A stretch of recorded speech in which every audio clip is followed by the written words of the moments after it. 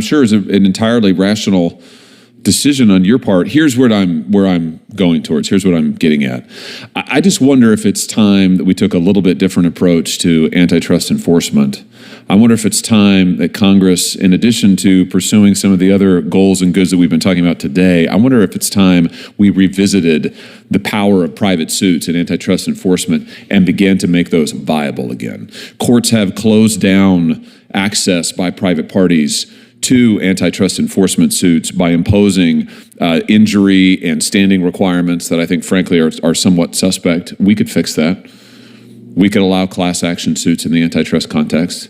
We could open up the courtroom doors and allow private parties access in such a way that it would make economic sense to bring a suit, and you'd have a better chance of prevailing. I just wonder if it's time we start thinking outside the box a little bit, or maybe it's not outside the box. Maybe it's getting back to first principles, because this is, after all, how the Clayton Act was written. I mean, it was written to allow not just government enforcers, and we understand the importance of that, but it was also meant to allow injured private parties to get into court and have a real shot at enforcing the law and recovering damages, treble damages under current law.